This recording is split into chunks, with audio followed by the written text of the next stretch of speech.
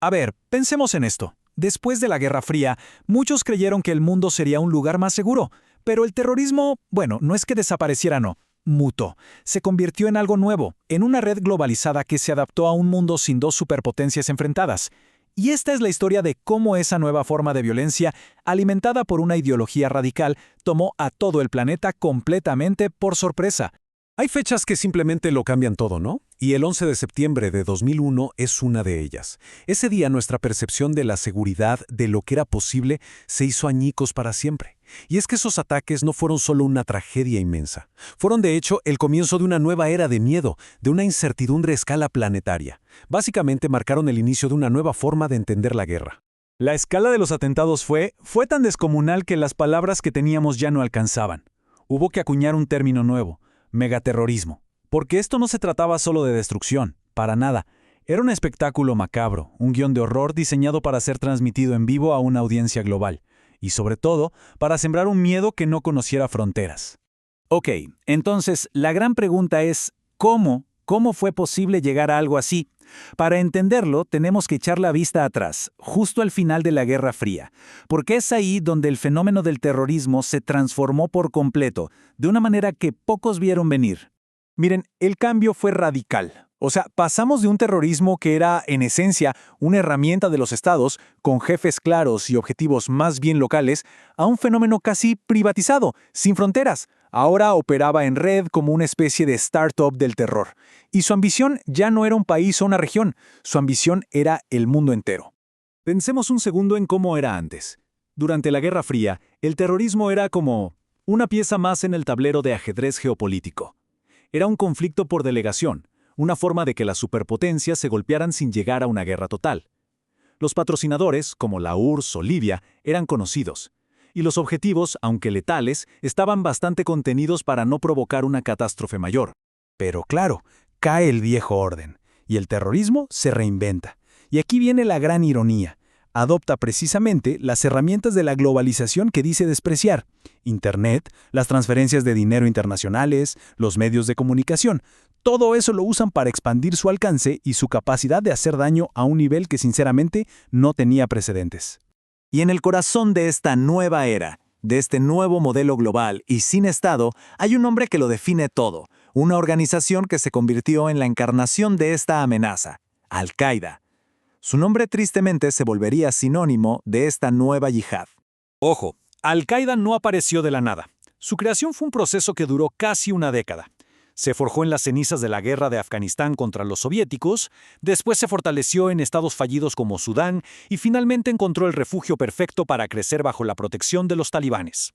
Y entonces en 1998 llega esta declaración de Osama Bin Laden que te hiela la sangre, porque esto no era una amenaza más, era la formalización de su ambición global.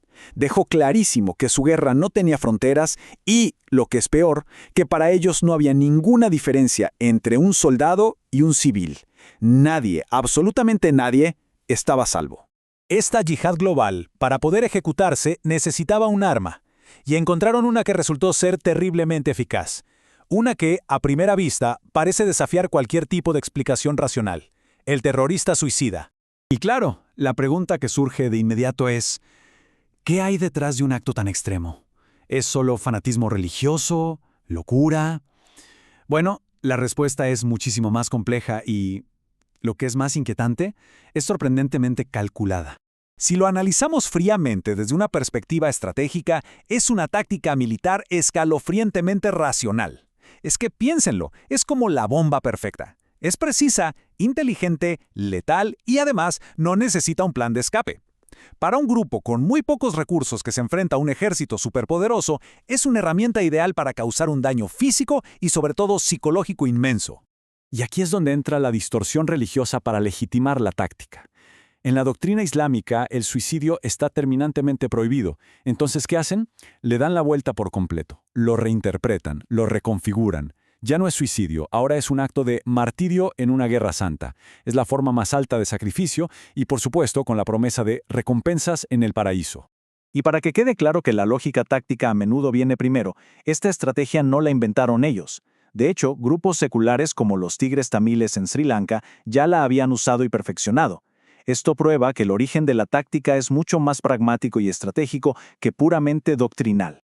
Bien, entonces, frente a una amenaza de este calibre, global, brutal, ideológica, la pregunta es inevitable, ¿no? ¿Cómo se supone que deben responder las democracias sin acabar traicionando sus propios principios en el camino?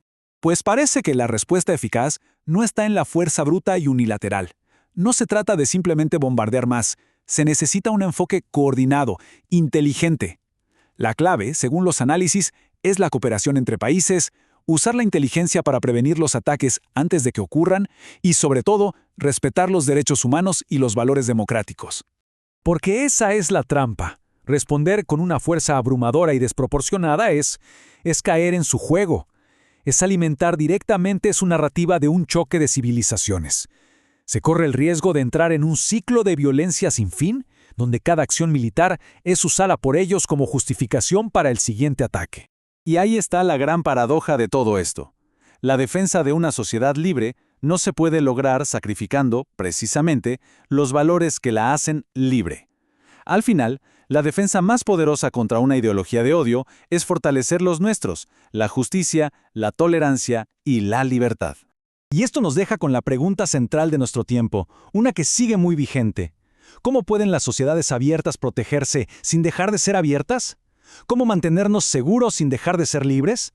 Encontrar ese delicado equilibrio es sin duda el gran desafío que define la lucha contra el terrorismo global en el siglo XXI.